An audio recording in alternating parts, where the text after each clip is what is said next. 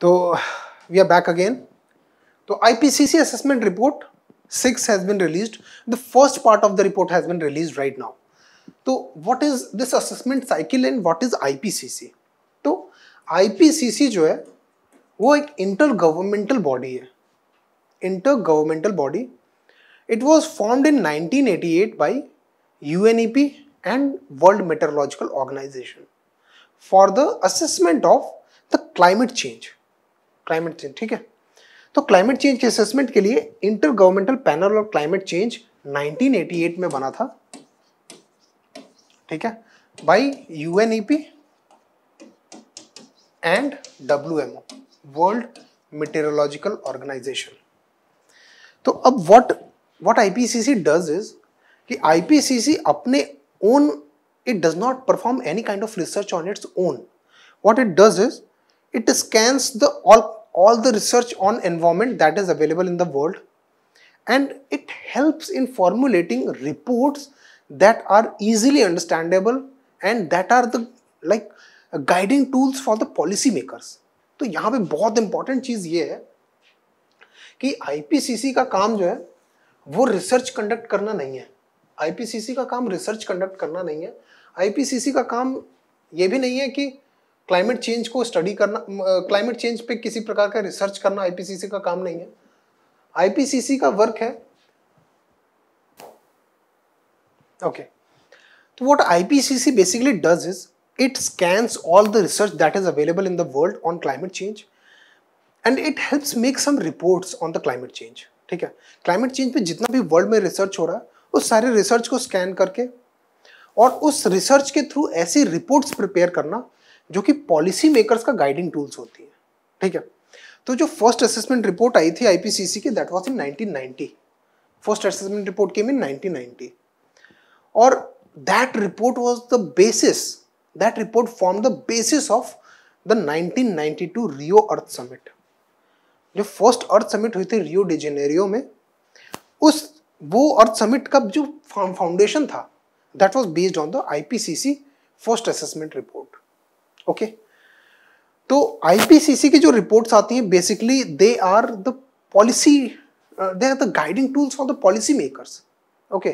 वो बहुत सिंप्लीफाई, क्योंकि साइंटिफिक असेसमेंट जो भी हो रहा है उसको सिंप्लीफाई करके इजीली अंडरस्टैंडेबल लैंग्वेज में, और उसके जो क्लाइमेट चेंज में जितना रिसर्च हो रहा है उसके थ्रू कंक्लूसिव एविडेंस प्रेजेंट करना कि yes climate change is occurring, so that the policy makers, मतलब यहाँ पे एक बहुत इंपॉर्टेंट काम है IPCC का कि सबसे पहले तो साइंटिस्ट्स और पॉलिसी मेकर्स के बीच में एक चैनल एस्टैब्लिश करना, ठीक है, so that the policy makers can easily understand कि what is the impact of, like what is the how is the climate changing and okay, and what are the possible recommendations that scientists are proposing to bring about a change in the, like to bring about the change in the current status of the climate change, okay. That is what the IPCC does. So IPCC is a group of scientists, policy makers, academics throughout the world who collaborate, okay, who collaborate on the topics of climate change and prepare a document, prepare a report which helps the policy makers to understand as to what should be done to prevent the climate change. Understood? Now, fifth assessment report formed the basis of Paris Agreement. और ये sixth assessment report है after 7 years of the Paris Agreement, ठीक है, after 6 years basically of the Paris Agreement. तो इसका जो it is not कि one time report है, the assessment goes on year by year, ठीक है. एंड लास्ट में जब कोई क्लाइमेट समिट होने वाली होती है तो उससे पहले, लाइक अभी 26th क्लाइमेट समिट होने वाली है, कहाँ पे, ग्लासगो, यूनाइटेड किंगडम में. तो this report is going to form the basis of that climate summit. Understood? तो आई होप यू अंडरस्टूड कि IPCC का फाउंडेशन क्या है, IPCC फॉर्मेशन कैसे हुआ था, IPCC काम क्या करती है, and how is IPCC trying to bridge the gap between scientists and the policy makers. Okay, तो IPCC ने अभी अपनी 6th assessment report present की है, and this report clearly with conclusive evidence says that कि the climate change that is being brought is anthropogenic. ठीक है, अब बहुत सारे लोग क्लाइमेट चेंज को डिनाई भी करते हैं, ठीक है, तो कि this is natural, this is going to happen anyways, but what IPCC report says is कि we humans have put so much stress on the earth, on the planet, that any kind of climate change that we are seeing today is the result of anthropogenic emissions. Okay, that is human induced emissions की वजह से ही climate change हो रहा है. It is conclusive. Okay, तो ये first assessment report है. 2 reports अभी और आएंगी, ठीक है. तो टाइटल क्या है इसका? Climate change 2021 the physical science basis. That is what is the science. The first report is about the science of the change of the climate. ठीक है, ओके. यहाँ पे आईपीसीसी के 3 वर्किंग ग्रुप्स हैं, will be talking about it.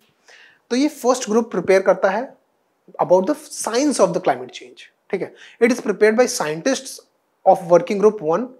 ठीक है, the 2 reports remain to be presented in 2022. It noted that it is a very important the very important point that the IPCC report has noted, and that is कि the global net zero by 2050 was minimum. Okay, if जो Paris climate accord में, ठीक है, Paris climate accord में everyone was talking about कि we have to, like, what was the main aim of Paris Climate Accord? The Paris Climate Accord का जो final conclusion था कि we will be trying to aim so that कि जो pre industrial levels थे, ठीक है, जो 1900 से पहले, फॉर एग्जांपल जो लेवल ऑफ एमिशंस थे 1900s जो है 1900s के पहले जो एमिशंस का लेवल था अर्थ पे, एमिशंस मतलब कार्बन डाइऑक्साइड है ना, ग्रीन हाउस गैसेस का जो एमिशन है, carbon dioxide, okay, methane, nitrous oxide, sulphurous, like SO4 - मतलब जो सल्फर के ऑक्साइड्स हैं वो. तो ये जो क्लाइमेट जो ग्लोबल ग्रीन ओके,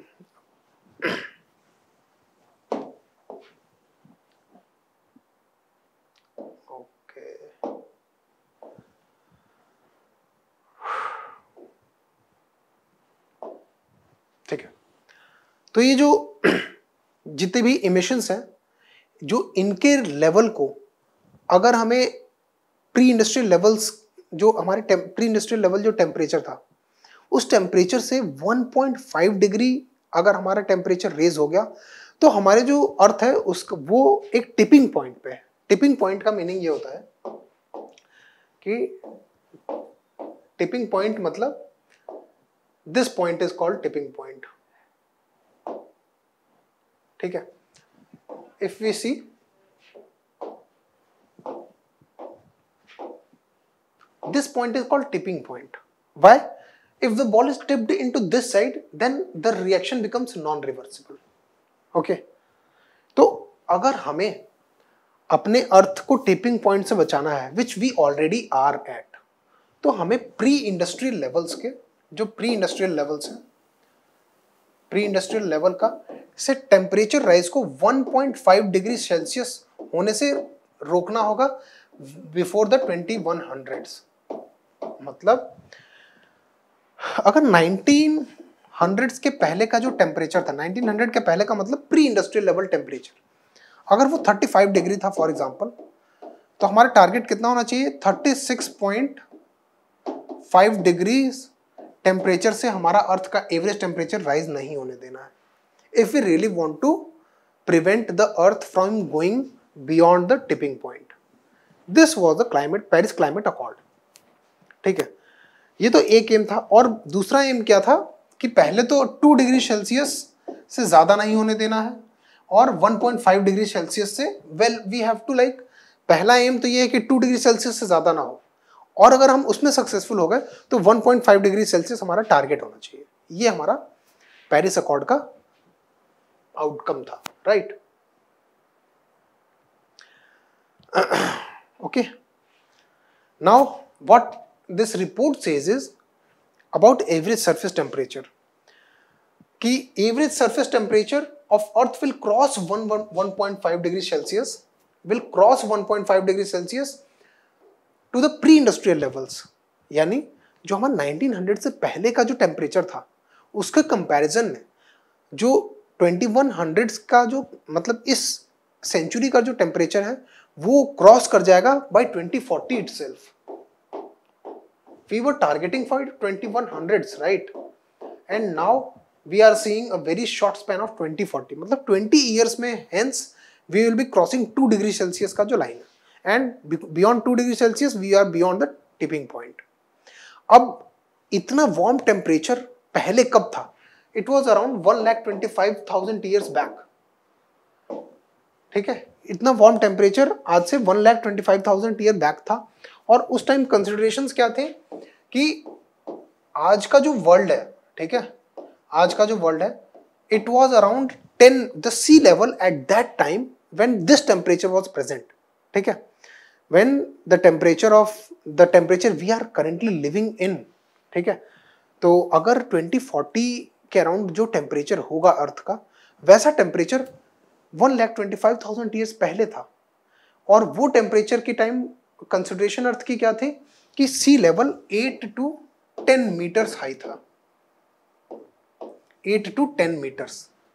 मतलब इसका ये हुआ कि अगर 2040 में हमारा फिर वैसा टेम्परेचर हो जाता है जो 1,25,000 ईयर पहले था, तो हमारा जो सीज का लेवल है वो 8 से 10 मीटर इंक्रीज हो जाएगा. एंड दैट शोज कि बहुत सीवियर फ्लडिंग होगी. कोस्टल एरियाज तो पूरी तरीके से डैमेज हो जाएंगे. ओके, और island states will be disappeared. Okay, तो अब हमारे पास जो विंडो है वो 20 ईयर्स से ज्यादा की नहीं है. तो that means we need to take very strong and solid action. Second observation is IPCC 2018 special report said that, okay, IPCC की 2018 में 1.5 डिग्री वार्मिंग स्पेशल रिपोर्ट करके एक रिपोर्ट आई थी. It said that 2/5 of the population of the planet is already living in the temperatures which have in the regions which have average temperature higher than 1.5 degrees Celsius of the pre-industrial levels. Understood? 2018 में IPCC की एक special report आई थी about global warming.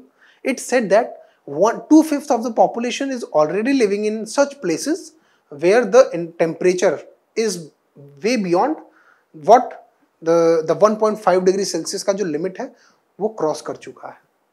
ठीक है, तो ये तो surface temperature की हो गई बात.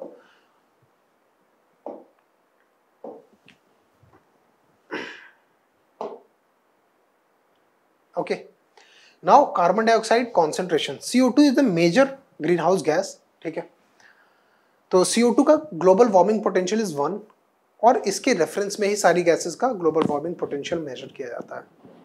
ठीक है, लाइक मेथेन का global warming potential is 25.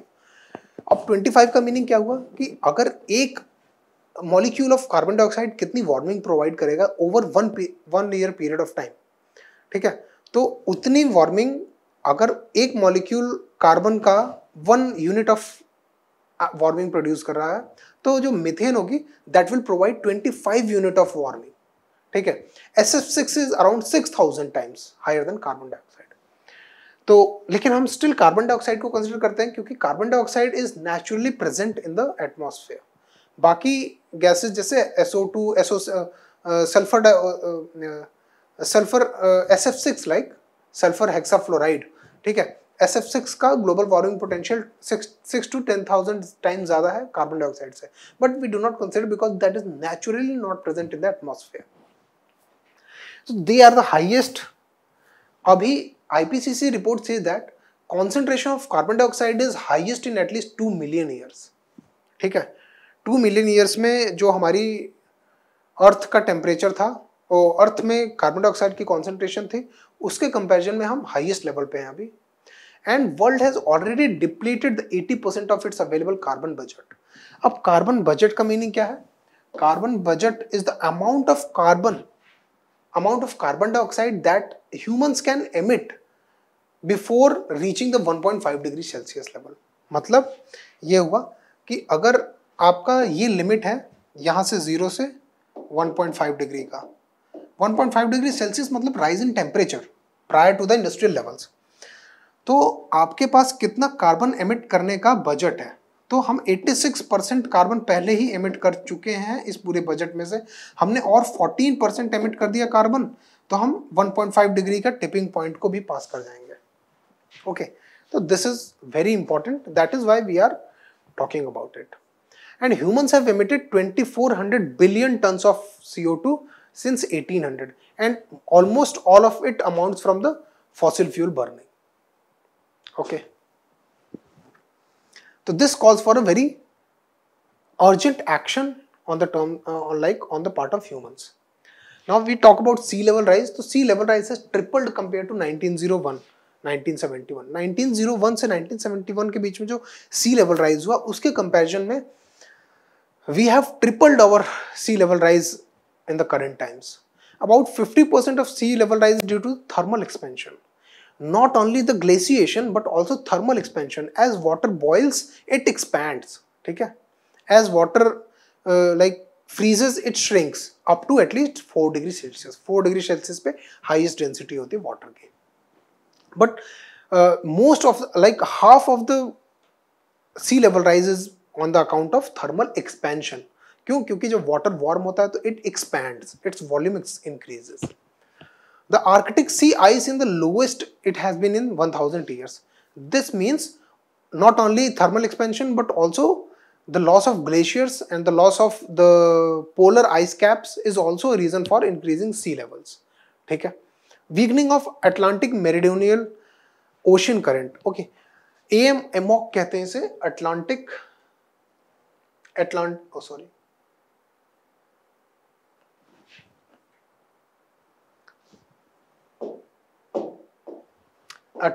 Meridional Ocean Current. Atlantic Meridional Ocean Current we will see very soon. ये weaken हो गई है and that is having a very strong impact on our own Earth's climate. ठीक है? और तीसरी जो चौथा जो सबसे important observation that is about climate extremes. Every additional 0.5 degree, we can see that storms, tornadoes, typhoons, okay, droughts, floods, the concentration, heat waves, the frequency with which these events are occurring has increased. ठीक है? And every 0.5 degree will increase the extreme precipitation and drought. Extreme precipitation मतलब rains will lead to flooding and drought also. ठीक है? Heat extreme has increased while cold extreme has decreased. मतलब cooling of the earth has reduced, but heating of the earth has increased. That is what the main point is. Now as we said कि Atlantic Meridional Ocean Current is weakening. तो ये Atlantic Meridional Ocean Current क्या है? तो AMOC तो ये वाला portion है. This portion is Atlantic Meridional Ocean Current. ठीक है? अब ये पूरा जो ये waves बनी है, ठीक है? This red and blue. तो जो ये red वाली ये ocean का flow है. How ocean flows.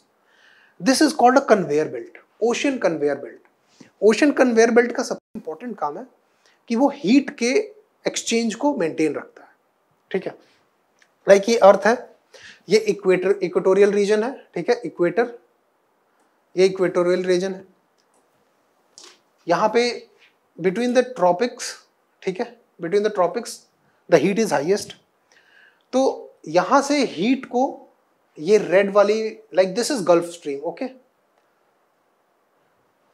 We understand that कि यहां से हीट को ले जाता है ये सारी वेव्स नॉर्थ पोल, और नॉर्थ पोल से कूलर वाटर को ले आती है ओशन के बिलो. ठीक है? And this conveyor belt helps in like distributing the heat. ठीक है? It helps in distributing the heat through out the world. ठीक है? ये हीट एक्सचेंजर कहते हैं इसको, हीट एक्सचेंज मैकेनिज्म. ठीक है? This region gets heated. ठीक है? And now what the heated water goes to these places. Now people are saying that Atlantic Meridional Ocean Current is weakening, AMOC.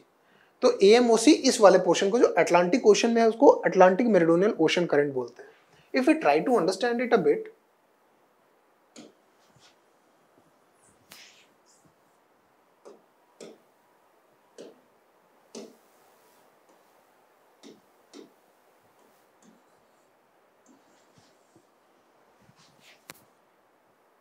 ठीक है? तो if you try to understand what is Atlantic Meridional Ocean Current and how it forms, तो simple है, this is Earth, ठीक है, it doesn't look like but still we can consider for the sake of accuracy. ये tropics हैं, ठीक है, okay, तो ये ट्रॉपिक्स वाले रीजन में हीट ज़्यादा है, ठीक है, ये पोल्स हैं, पोलर रीजन्स में हीट कम है, ये कूलर रीजन्स हैं और ये वार्मर रीजन्स हैं। तो अगर यहाँ से कोई वाटर की वेव जो है वो यहाँ जाती है, तो we understand that warmer the water the lighter it is, ठीक है, तो वार्म वाटर की डेंसिटी कम होती है, warm water density is less, ठीक है, पहला तो ये है। दूसरा assumption, ये दूसरा इंपॉर्टेंट कंसिडरेशन है कि सॉल्टी वाटर, ठीक है, ये saline water is higher density, ठीक है, यानी जो वार्मर वाटर्स हैं उनकी डेंसिटी कम है, ओके, वी अंडरस्टैंड कि वार्मर एयर जो होती है उसकी डेंसिटी कम होती है और कूलर एयर की डेंसिटी हाई होती है, तो cooler air resides below the warmer air, right. Similarly warmer water floats above while the cooler water floats below, ठीक है। अगर हम ओशियंस का एक ड्रॉ करें कर्व कि ओशन में फ्लो कैसे होता है, तो अगर ये इक्वेटर हो गया, ठीक है, ये नॉर्थ पोल, ये साउथ पोल, ठीक है, तो we say that it is something like this, ठीक है,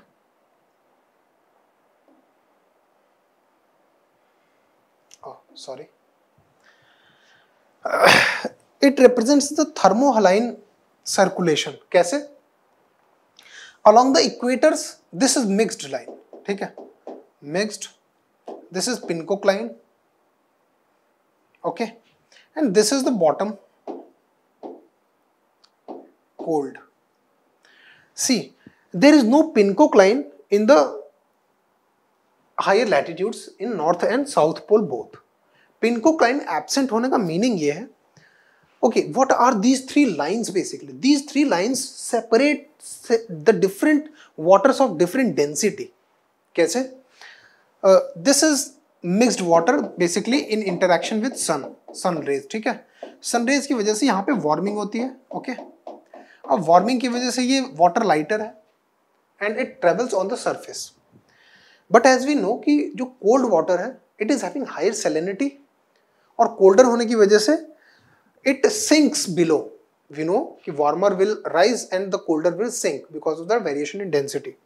तो नॉर्थ पोल और साउथ पोल के अराउंड बहुत ज़्यादा कूलर टेम्परेचर होने की वजह से क्या होगा, the water will sink, okay, and यहाँ पे जो ये वार्मर वाटर है जो कि इक्वेटर से आ रहा है, राइट, जो इक्वेटर से आ रहा है that will sink like this.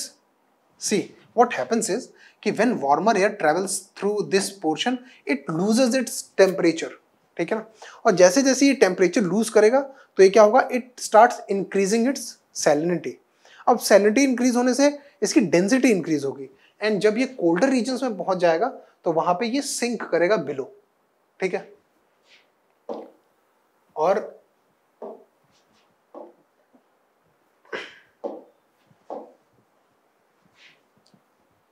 ठीक है,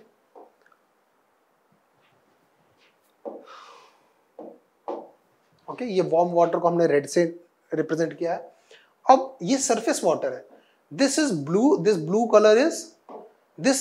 colour is colder water which is sinking in the higher latitudes. क्यों? क्योंकि हायर लैटिट्यूड्स में ये वार्मर वाटर पहुंचते पहुंचते अपना टेम्परेचर लूज कर चुका होगा, जिसकी वजह से ये इसका सैलिनिटी का कंटेंट हाई हो चुका होगा, and we know the colder the water it sinks and then it will start sinking and then it will start moving below, ठीक है, तो within the like ocean it moves from north to south bringing the colder water to the tropics, okay, and then it moves like this. तो ये हो गया ocean का circulation, ठीक है। तो अब why are we talking about Atlantic Meridional Ocean current? Because Gulf Stream forms an important part of the AMOC. Gulf Stream कौन सी है? This